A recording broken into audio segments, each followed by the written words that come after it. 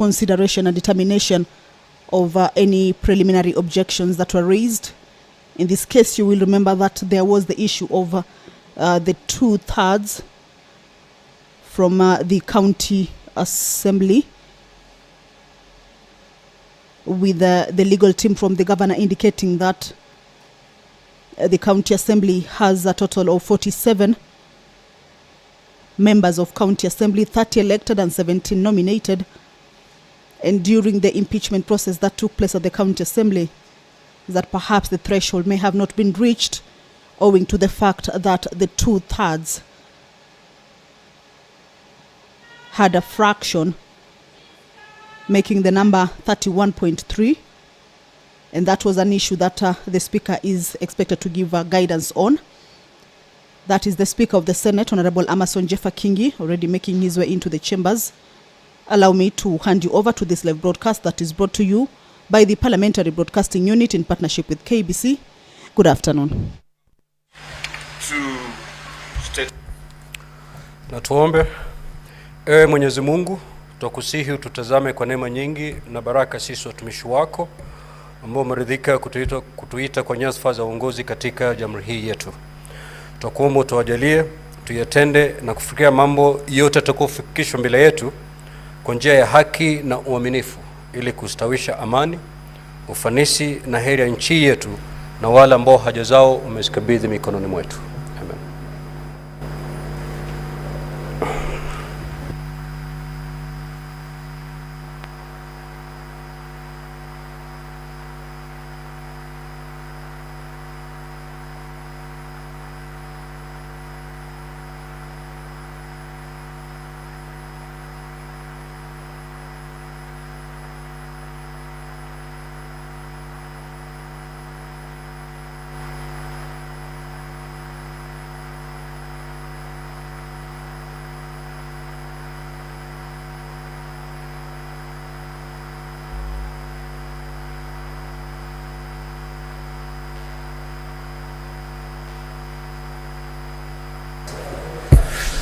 Clerk, do we have quorum? Proceed to call the first order, please. Order number 1, communication from the chair. Order number 2, hearing and determination on the proposed removal from office by impeachment of Honorable Dr. Eric Kipkoech Mutahi, the Governor of Kerico County.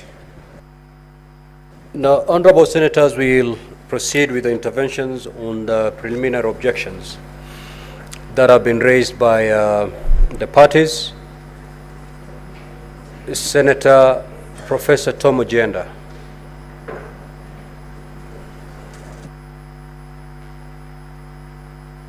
Mr. Speaker, I wish to address a few issues on the preliminary objection that has been raised before this House this morning. Mr. Speaker, there are two issues. The twin issues, one, Mr. Speaker, touch on the propriety of these proceedings and whether or not the proceedings before the Assembly, Mr. Speaker, under Article 181 and Section 33 of the County Government Act, my Lord, Mr. Speaker, are a continuum. In law, Mr. Speaker, the process that defines the commencement of impeachment proceedings, Mr. Speaker, and it is instructive to note, has now been settled in terms of what constitutes a process. And Mr. Speaker, the Majority Leader, Senator Aaron Cheriot, has referred to two decisions that have informed prior impeachments in this House: the impeachment of Ferdinand Waititu and the impeachment of the then Governor of Nairobi, Mike Sonko. Both, Mr. Speaker, were my clients at some point. I've therefore had the advantage of litigating on impeachment. But Mr. Speaker, I will proceed to the first objection. Mr. Speaker, the proceedings of this House are cushioned from any other processes. And Mr. Speaker... Order, Senator Tabitha, please. The proceedings of this House are cushioned from any other processes. When this court sits to hear impeachment proceedings, we sit as a court. And Mr. Speaker, because all the issues will be canvassed here, what was raised by the counsel for the governor as preliminary objections do not strictly in law qualify as preliminary objections, because the House has been asked to look at various exhibits and to see various videos. That is the province of evidence, Mr. Speaker.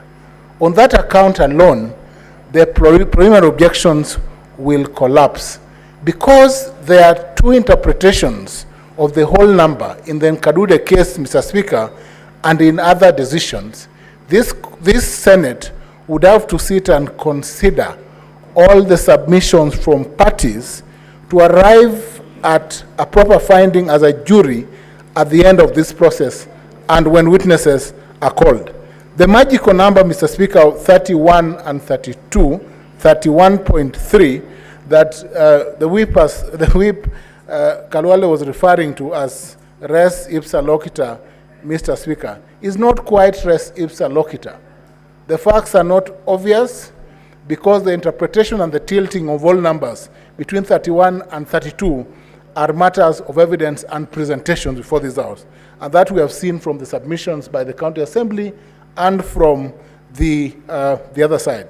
Mr. Speaker, I've had the advantage, and I must say this, of litigating the question of continuum in the Wambora case, the case of Marete, Kauma, and Honorable Nyaga Wambora, which was civil Supreme Court petition number 32 of 2014, where the court, in summary, in dealing with Hassan Joe, Said Shabal, and other decisions, my lord, Raila Odinga, and in citing the National Assembly Privileges and Immunities Act, Section 12, my lord, Mr. Speaker, insulate this House from any contempt proceedings, number one. But number two, Mr. Speaker, it also insulates this House and other institutions from any claim of interference by other institutions. The Supreme Court, Mr. Speaker, in that matter, defining the independence of institutions as a primacy that must be considered, and the Supreme Court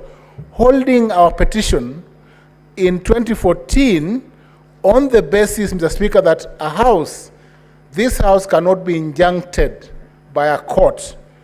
The orders issued by Judge Sergon, Mr. Speaker, cannot therefore stop the proceedings of this House.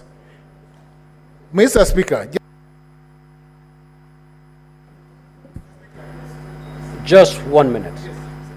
Mr. Speaker, just to note that a dark cloud hangs over the head of the governor, over the allegations that have been made. What other place would the governor have to clear the allegations made against him other than in this House? I think this is the opportunity for the governor and for the county assembly and the people of Kerico to know whether or not the governor is guilty or innocent of the wrongdoings that have been leveled against him. Mr. Speaker, allow this Senate to make a decision on this matter by going through a substantive hearing of all these allegations. Thank you, Mr. Speaker. Senator Murango. Asante sana mstahiki Speaker. Na kwanza ni kushukuru kwa sababu ya kusikiza ombi la kiongozi wa wengi, kiongozi Cheriot, kuwa na wakilishi wandi hapa aweze kusikiza, kwa sababu mimi pia nilikuwa mwakilishi wandi. Na ni vizuri pia waone, kwa sababu kesho watakuwa watu na maybe watakuwa hapa pia. Mstahiki Speaker, katika kanuni zetu za kundumu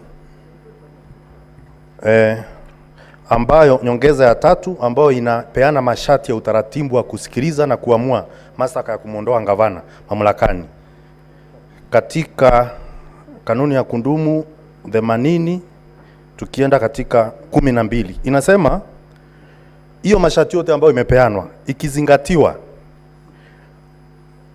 gavana atasikizwa na ushahidi utakapoanza utaendelea hadi seneti itakapohitimisha kusikiliza swala hilo.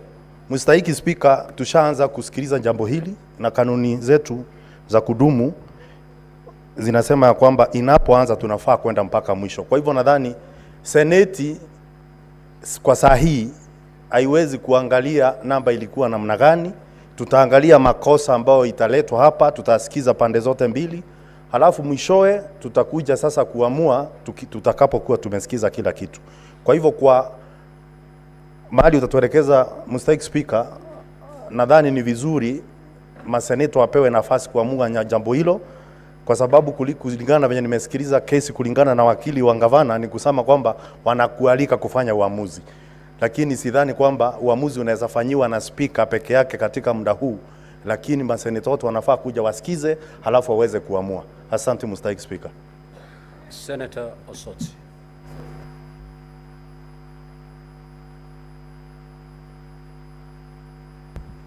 Thank you, Mr. Speaker. Mr. Speaker, indeed, listening to my colleagues, we are confronted with a very important decision to make on how we are going to dispense with a preliminary objection, because the matters raised in the preliminary objections are very weighty from both sides. And I want to agree with the senators who have said that Rule 30 does not apply in this case. It is the senators to make a determination. So, Mr. Speaker, I want to dissuade you from applying Rule 30 and instead let the senators exercise their constitutional right to determine whether the PO stands or not. And looking at the numbers, Mr. Speaker, I want to pick from Senator Moma, who talked about the numbers of women in the county assembly. I think we would need to get some wisdom or a communication from IBC, because from my experience, I know IBC has been doing rounding off. They round off to the next human being. So when we talk about 31.3, I think the next number is 32. That is what IBC has been doing. So I think we need to look at this matter very critically and decide through a vote on how we want to proceed. And if the decision is in support of the governor's preliminary objection, Mr. Speaker, then the whole matter collapses. And that's the position of the law, because it would not make any sense for us to proceed with a matter of this nature if the PO collapses, if the PO succeeds. So, Mr. Speaker, I want to dissuade you from applying rule number 30, but allow the members to make a determination through a vote. Senator Chute. Honorable Speaker, I am not a lawyer. I've been in business for many years. And if you look at what is happening in business circles, you will find that a shopkeeper writes 999, price of 999. Why are they doing this? It's because they want to attract a customer. The price can be 1,000, but he wants to attract a customer, and he puts 999. Referring you to Section 33 of the County Government Act, it clearly says minimum of 2/3. Honorable Speaker, the County Assembly of Kerico should go back and get 32 people, 32 Senate members of County Assembly, and come back to the Senate. Honorable Speaker, you know, we are not here to sacrifice the governor of Kerico. We need to protect each and every person. If that person was brought here in a way that the Constitution has made it very clear that anything that is less than 2/3 is not acceptable. So, Honorable Speaker, 31 is not 32. 31 is 31. If they can bring the governor here with 32 votes, I'll say yes, that's acceptable. So let them do their homework vizuri, and come back with 32 votes, and that is how we'll prosecute this case. Thank you very much. Senator Mazayo. Minority Leader.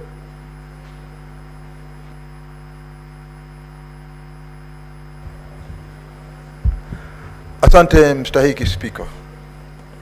Mstahiki Spika, jambo la kwanza kwa hivi sasa ni kwamba watu wa Kerico wanaketi wakijua kwamba gavana wao ama kesi yao hivi sasa iko ndani ya Senate. Bwana Spika, hii hoja ambayo iko mbele yetu ya aidha kuweza kusimamisha kusikiza kesi hii ya mstahiki gavana ama kuweza kuimaliza wakati huu iko mbele ya Senate. Bwana Spika, tumekuwa na mifano tofauti tofauti ambayo imekuwa hapa ndani ya bunge la Senate. Nikikumbuka kulikuwa na kesi ya Mheshimiwa Sonko aliyekuwa gavana wa Nairobi. Kitu kama hichi kilitendeka, lakini Senate iliamua ya kwamba itasikiza kesi yote kwa ujumla, alafu mwisho ndio itaamua. Nataka tuchukue mkondo huo ambao uliwekwa wakati ule na bunge hili. Nyumba ni hii.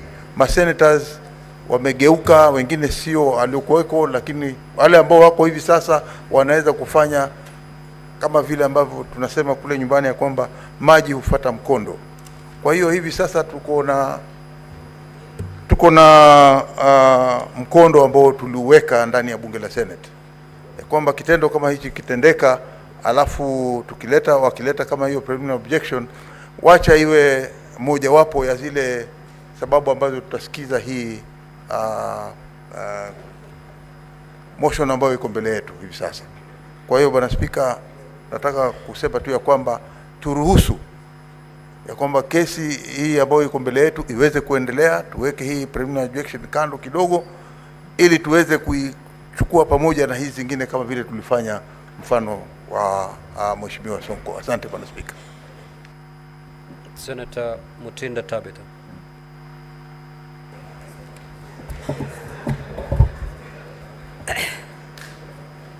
Thank you, Mr. Speaker, and I want to agree with colleagues on the point that Parliament is independent and so cannot be injected.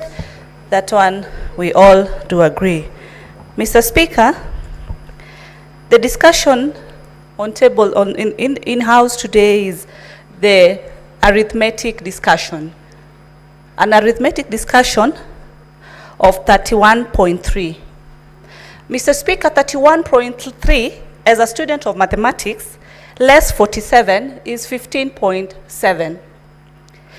At this point, Mr. Speaker, does it mean that 15.7 MCAs of Kerico did not vote on this motion of impeachment, but then 31.3 did vote? Mr. Speaker, it's very clear we cannot have an arithmetic in terms of a human being. And it's so very clear, Mr. Speaker, that 31 MCAs did vote to impeach the governor, and 16 did not vote, which equivalents that number to 47. A very straightforward situation, Mr. Speaker. If 23 senators vote to impeach a governor, 23 vote not to impeach, and 1 abstains, then the governor is not impeached. What is clear, Mr. Speaker, is that the decision on this PO is a decision by the senators. Even when we shall be voting for the next big assignment on Thursday, Mr. Speaker, 2/3 is equivalent to 44.6. The required number is not 44, but 45. In the event... Senator Nduati. Senator Nduati. Veronica.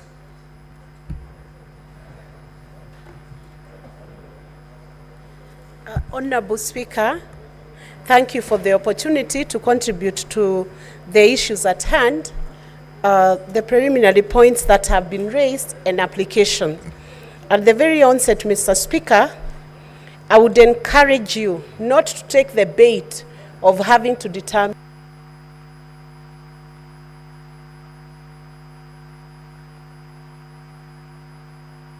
what happened. Is your time up? No. I've not even spoken for 20 seconds. Proceed then. Mr. Speaker, I was saying that I would persuade you not to take the bait of having to determine these preliminary points or applications. For two reasons, Mr. Speaker. They raise such fundamental and weighty points of law, Mr. Speaker, and some have, of course, raised issues of fact, whether service was effected or not effected. Mr. Speaker, if you were to determine these issues, it would bring to a determination of the entire impeachment proceeding. That means you would have abrogated yourself the function of what the Senate is supposed to be doing. Consequently, you should bring these points to a vote by the House, Mr. Speaker, and by the honorable members of Senate. Two, Mr. Speaker, there was an application on the issue of a protection of a witness, a key witness in these proceedings, Mr. Speaker. It's my very considered opinion, Mr. Speaker, that protection should be afforded to a witness who feels vulnerable, Mr. Speaker, because of the nature of the offenses that have been brought forth, Mr. Speaker. But while giving that protection to this witness, Mr. Speaker, there must be a balance as to how that protection is given. For instance, Mr. Speaker, and if you are guided by the Witness Protection Act, Mr. Speaker, we could take off the proceedings from camera with respect to that witness, but ensure that senators have an opportunity, Mr. Speaker, to hear the kind of allegations so that you balance between the witness not being hidden away from the accused governor, Mr. Speaker, and the senators who are supposed to be judges, but you also ensure that the witness is not exposed to an extent that reputational damage would appear or would occur, Mr. Speaker, in the event that the evidence she's adducing is true, and whether that evidence is true or not will be determined after the witness has been heard. So we should balance the two, Mr. Speaker, but ensure that the witness is protected because of the nature of the offenses, Mr. Speaker. With those remarks, Mr. Speaker, I would urge you to allow the senators to vote on this. I will not. Senator Munyahaji Faki. Asante Mheshimiwa Spika kwa kunipa fursa hii. Kimsingi ni kwamba mawakili wa gavana wanataka masuala haya yaamuliwe kabla ya kusikizwa kwa mashtaka ambayo yameletwa hapa na Assembly ya Kerico. Mheshimiwa Spika, tukiangalia bunge la Senate linapokaa kuangalia masuala ya impeachment ni kama mahakama, na katiba yetu inasema katika kifungu cha 159 ni kwamba mahakama zinapokaa haki iamuliwe bila ya kuzingatia masuala magumu ya procedure na vile vile pia kiteknikali. If I may read it in English, Mr. Speaker, is that justice shall be administered without undue. Senator Faki, choose the language you'd wish to for the benefit of the samani, Mheshimiwa Speaker. You started in Kiswahili, proceed in Kiswahili. Samani, Mheshimiwa Speaker. Kwa hivyo na Mheshimiwa Speaker, swala lililoko mbele ya bunge hili la Seneti ni kwamba Seneti iamue masuala ambayo yamefikishwa mbele yake bila ya kuzingatia mambo ya kiteknikali, kwa sababu tunapozingatia mambo ya kiteknikali tutapoteza ile fursa ya kuweza kutenda haki ya kimsingi. Jambo la pili, Mheshimiwa Speaker, ni kwamba bunge la Senate linapiga kura kutokana na masuala ya delegation. Kwa hivyo hili ni swala ambalo linaathiri counties, na kwa masuala yote yanayoathiri counties uamuzi huwa ni wa kupiga kura wa zile delegation 47 ambazo ziko katika bunge hili. Kwa hiyo Mheshimiwa Spika, swala la wewe kukata kwamba swala hili halikutimizwa ama swala la quorum halikutimia katika bunge la Kerico, la bunge la kaunti ya Kerico, Mheshimiwa Spika, hapo utakuwa umekeuka katiba na vile vile pia umekeuka kanuni zetu za bunge hili ambapo zinasema kwa masuala ya uamuzi iwe ni kwa sababu ni masuala ya delegations ambazo ziko katika bunge hili. Asante sana Mheshimiwa Spika. Senator Kerico Tabitha.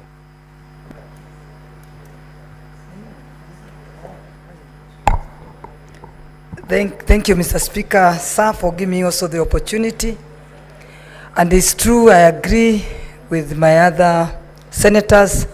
There is an issue when it comes to the law. That is Section 33 of County Government Acts, to really verify and know whether the numbers that the MCAs that approved this motion, whether they met the threshold.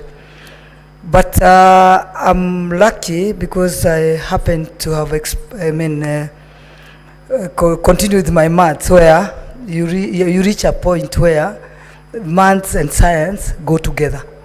So when it comes now to 31.3, the science math says there is no half person, so it should have been 32. The 0.3 is always becomes a whole person, which it should be 32. But now the other big question is, if this motion is returned back to the county assembly, how sure are we that it will not come back within a week?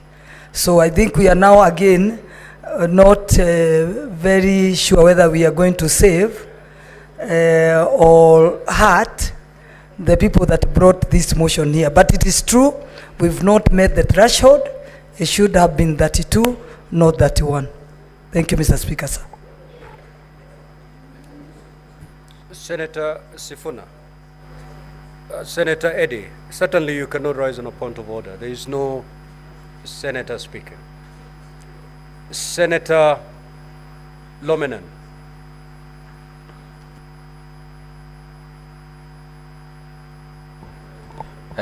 Thank you, Mr. Speaker, for this opportunity. Mr. Speaker, as I've listened to the councils from the both sides, Chair, we have a heavy duty to do in this Senate House, and we need time. Chair,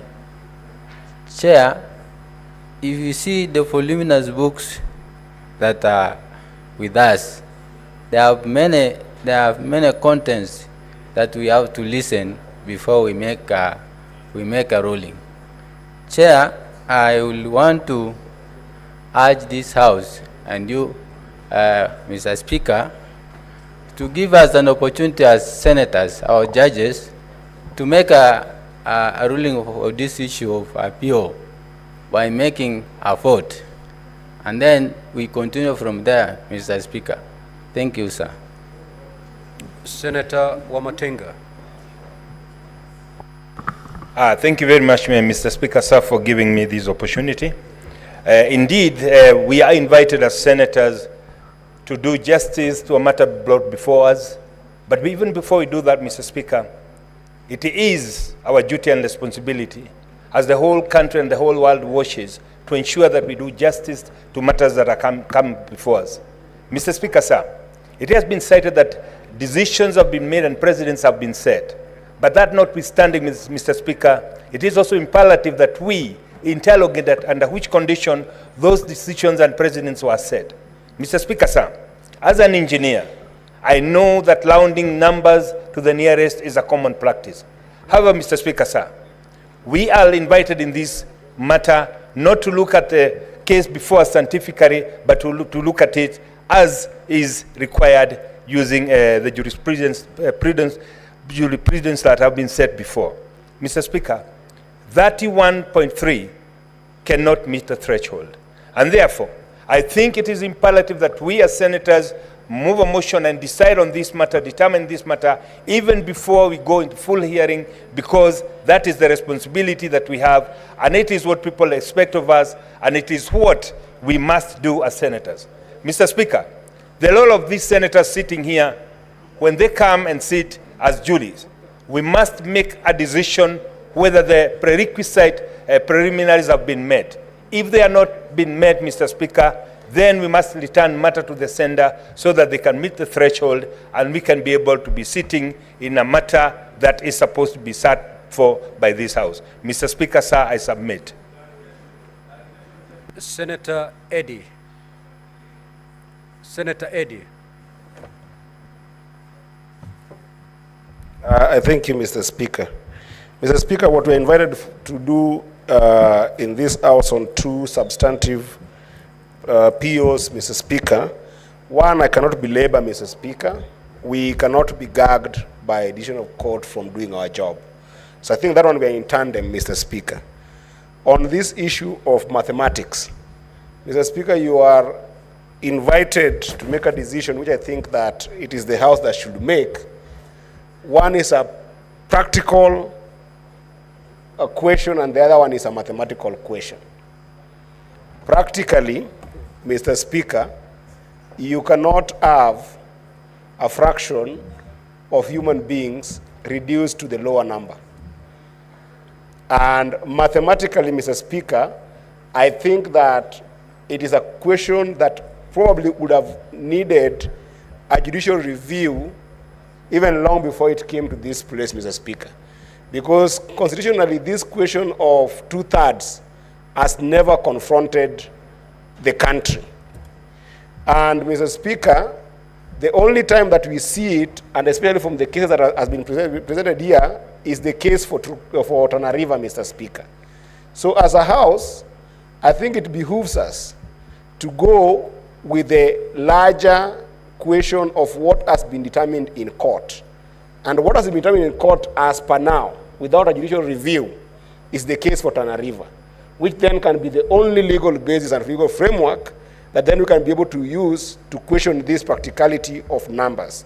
But that said, Mr. Speaker, I wanted to urge the House that because this is a very serious issue, Mr. Speaker, and the people of Kerico would want to be heard, perhaps the determination of these two POs should be done with the other substantive issues that have been brought in the House so that senators have got a chance to make observations at the end of this entire process, so that those preliminaries will form part of the conversations and as we go through the charges